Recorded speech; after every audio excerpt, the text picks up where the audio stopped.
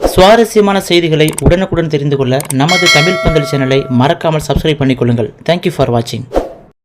முனுசாமி அப்படிங்கிறவன் அவனோட மனைவி குழந்தையோட பிரசித்தி பெற்ற ஒரு அம்மன் கோயிலுக்கு வாரமான தவறாம வெள்ளிக்கிழமை வந்து பக்தியோட வழிபட்டுட்டு போவாங்க. அவனோட பக்தியை பார்த்து அந்த ஊர் மக்கள் ரொம்பவும் ஆச்சரியப்படுவாங்க, ரொம்பவும் மெச்சி பேசுவாங்க. அந்த அளவுக்கு முனுசாமி சிறந்த பக்தனா மாறுறதுக்கு பின்னால ஒரு சுவாரஸ்யமான கதையே இருக்குங்க. நம்ம முனுசாமி ஒரு காலத்துல நல்லவன்லாம் கிடையாதுங்க, பக்கா திருடன், எமகாத திருடன். எவ்வளோ பெரிய செக்யூரிட்டி போட்டிருந்தாலும் அவங்க கண்ணில் மண்ணை தூவிட்டு கில்லாடியாக திருடிட்டு வந்துடுவான். அந்த அளவுக்கு திருட்டு தொழிலில் அவன் கை தேர்ந்தவனாக இருப்பான். ஏன்னா முனுசாமி பரம்பரை திருடங்க. அவங்க பரம்பரையாக திருட்டு தொழில தான் பண்ணிட்டு வந்திருக்காங்க. அந்த திருடங்கள்லாம் திருட போகிறதுக்கு முன்னாடி மது அருந்தி விட்டு அவங்க குலதெய்வத்தை வழிபட்டு தான் திருடவே போவாங்களாம். அந்த வகையில் முனுசாமியும் பரம்பரை திருடன் மட்டும் இல்லைங்க, பரம்பரை குடிகாரனும் கூட. மது போதையில் தான் அவன் திருடவே போவான். முனுசாமியோட மனைவி பேர் பார்வதிங்க.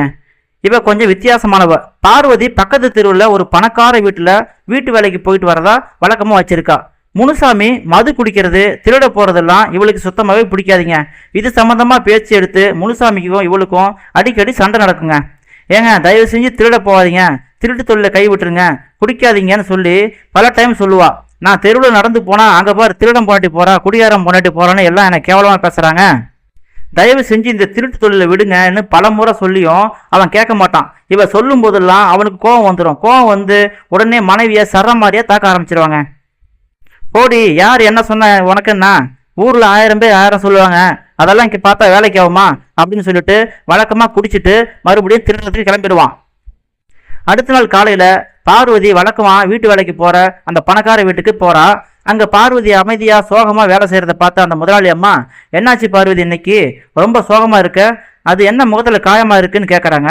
பார்வதிக்கு குபீர்னு அழுகையும் கண்ணு தண்ணியும் வந்துடுதுங்க. என்னாச்சு பார்வதி, ஏன் அழுற, எது இருந்தாலும் என்கிட்ட சொல்லு, என்ன பிரச்சனை என்கிட்ட சொல்லு அப்படின்னு சொல்லி அந்த அம்மா கேட்கறாங்க.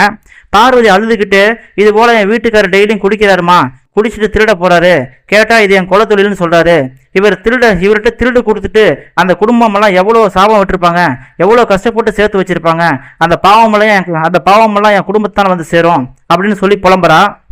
நான் எவ்வளோ எடுத்து சொல்லியும் தடுத்து பார்த்தாலும் என்னை அடிச்சு உதைக்கிறாரு, எனக்கு தெருவில் நடந்து போக முடியலம்மா, எல்லாரும் என்ன திருடம் பொண்டாட்டி குடிகாரம் பொண்டாட்டின்னு எல்லாம் கேவலமா பேசுறாங்கம்மான்னு சொல்லிட்டு அந்த அம்மா கிட்ட அழுது புலம்புறா. இதெல்லாம் பொறுமையா கேட்ட அந்த முதலாளி அம்மா, நான் ஒரு விஷயம் சொல்றேன் பார்வதி, நீ அப்படியே செய்யின்னு சொல்லி ஒரு விஷயத்த சொல்றாங்க. அன்னைக்கு ஈவினிங் பார்வதி வீட்டுக்குள்ள வரும்போது யாரையோ திட்டிக்கிட்டே வரா.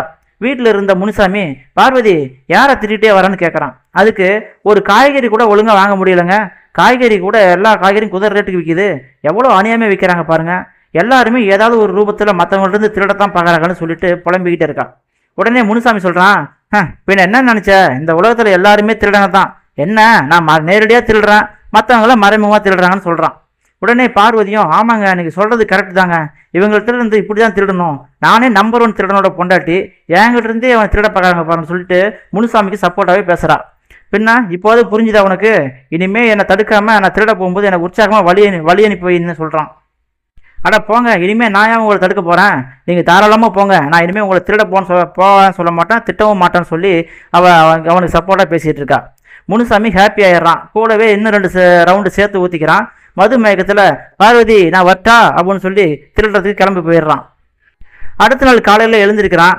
பார்வதி, என்ன பார்வதி இது, நைட்டு ஃபுல்லாக திருடினாலும் 1000 ரூபாய்க்கு மேலே தேர மாட்டேங்குது, வர எல்லாருமே உஷாராயிட்டானுங்க, திருடன் வருவானே அவனுக்கு ஏதாவது வச்சுட்டு தூங்குமோன்னு தெரியல, எங்கே வைக்கிறான்னு தெரிய மாட்டேன்னு சொல்லி சலிச்சுக்கிறான்.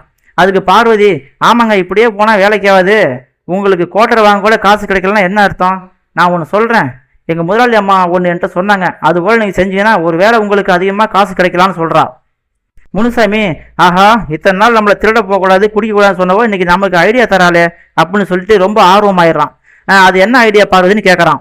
அது ஒன்றுமில்லைங்க, நம்ம ஊருக்கு வெளியே ஒரு பிரசித்தி பெற்ற அம்மன் கோயில் ஒன்று இருக்கான், நம்ம சுத்தபத்தமாக போய் நம்ம என்ன வேண்டுனாலும் அது அப்படியே நடக்குமாங்க, நம்ம மனசில் நினைக்கிறத ஒரு சீட்டில் எழுதி அம்மனை வேண்டிக்கிட்டு அந்த சீட்டை எடுத்தா அதில் என்ன எழுதியிருக்குமோ அது அப்படியே நடக்குமாங்க அப்படின்னு சொல்கிறா. அடி போடி, அம்மனாவது அதிசயமாவது, போன வாரம் தான் அந்த அம்மனோட உண்டியிலே உடைச்சேன், அதுக்கு சக்தி இருந்தால் நான் தடுத்துருக்கலாம்ல அப்படின்னு ஏளனமாக பேசுகிறான்.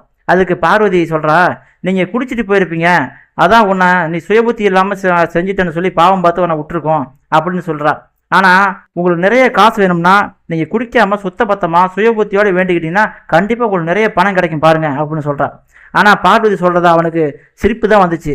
போடி லூஸ் மாதிரி உளராதடி, இன்னைக்கு நைட்டு ஒரு பெரிய இடத்துல கண்ணு வச்சுருக்கேன், கண்டிப்பாக பாரு இன்னைக்கு நைட்டு பணம் மழையாக கொட்ட போகுதுன்னு சொல்லிட்டு வரம் பார்வதின்னு சொல்லிட்டு திருட கிளம்பிடுறான். அடுத்த நாள் காலையில் முனுசாமி மூஞ்ச பார்த்தீங்கன்னா சுண்டலி மாதிரி சுருங்கிருச்சு, பயங்கர சோகமாக இருக்கான். பார்வதி கேட்குறா, என்னாச்சுங்க இவ்வளோ சோகமாக இருக்கீங்கன்னு கேட்குறா. இல்லை பார்வதி, இத்தனை நாள் வரைக்கும் 1000 ரூபாய்க்கு குறையாம கிடைச்சிது, நேற்று நைட்டு பார்த்தீங்கன்னா 1 ரூபா கூட கிடைக்கல, ஏன் இத்தனை வருஷம் சர்வீஸில் இப்படி ஆனதே இல்லைன்னு சொல்லி பயங்கர சோகமாக இருக்கான். அதுக்கு பார்வதி சொல்கிறா, பார்த்தீங்களா நேற்று அம்மனை திட்டுனீங்களா, அதான் இன்னைக்கு உங்களுக்கு 1 ரூபா கூட கிடைக்கல அப்படின்னு சொல்கிறா. முனுசாமி, ஆமாண்டி, என்ன இத்தனை வருஷத்தில் சர்வீஸில் இப்படி நடந்ததே இல்லை, ஒருவேளை அம்மனோட சக்தியாக இருக்குமோ. ஓகே, நான் நீ சொல்கிற மாதிரி சுத்தமாக குடிக்காமல் போய் இன்னைக்கு அம்மன்கிட்ட வேண்டிக்கிட்டு 4 வீட்டு அட்ரஸை சீட்டில் எழுதுறேன், அம்மனை வேண்டிக்கிட்டு எடுக்கிறேன் அப்படின்னு சொல்லிட்டு கிளம்புறான். அதுபோலவே குடிக்காமல் போயிட்டு சுத்தபத்தமாக வேண்டிக்கிட்டு வீட்டுக்கு வரான். 4 வீட்டோட அட்ரஸை எழுதி ஒரு வீட்டோட அட்ரஸை செலக்ட் பண்ணுறான். பார்வதி, பக்கத்து ஊரில் இருக்கிற இந்த அட்ரஸில் இருக்கிற வீட்டுக்கு நான் போகிறேன், பணம் கிடைக்கல மவளை உன்னை வந்து பந்தாடிடுவான் பார்த்துக்குன்னு சொல்லிட்டு கிளம்புறான். அம்மனை நினச்சிக்கிட்டு போங்க, கண்டிப்பாக உங்களுக்கு நல்லது தான் நடக்கும் பாருங்கன்னு சொல்லிட்டு வழி அனுப்பி வைக்கிறான். அடுத்த நாள் காலையில் பார்த்தீங்கன்னா முனுசாமிக்கு பயங்கர ஹாப்பி, சந்தோஷத்தில் துள்ளி குதிக்கிறான். பார்வதி, நீ சொல்கிறது உண்மைதான்டி, இன்னைக்கு எனக்கு 1 லட்ச ரூபாய் கிடைச்சிருக்குடி அப்படின்னு மகிழ்ச்சியில் துள்ளி குதிக்கிறான். அதை பார்வதியை கொடுத்து பீரோவில் வைக்க சொல்கிறான். பார்த்தீங்களா நான் சொன்னல, இனிமேல் இப்படியே அம்மனை வேண்டிக்கிட்டு போங்க, நாம் இந்த ஊர்லேயே பெரிய பெரிய பணக்காரங்களாயிடலாம்னு சொல்லி இவ்வளோ ஹாப்பியாக சொல்கிறா. முனுசாமியும் டெய்லியும் அது போல் குடிக்காமல் சுத்தபத்தமாக போயிட்டு அம்மன்கிட்ட வழிபட்டு அதுபோலவே சீட்டில் வீடுங்களோட அட்ரஸ் எழுதி அதில் ஒரு அட்ரஸ் செலக்ட் பண்ணிவிட்டு பார்வதி இன்னைக்கு நைட்டு இந்த வீடு காலிடி அப்படின்னு சொல்லிட்டு கிளம்புறான்.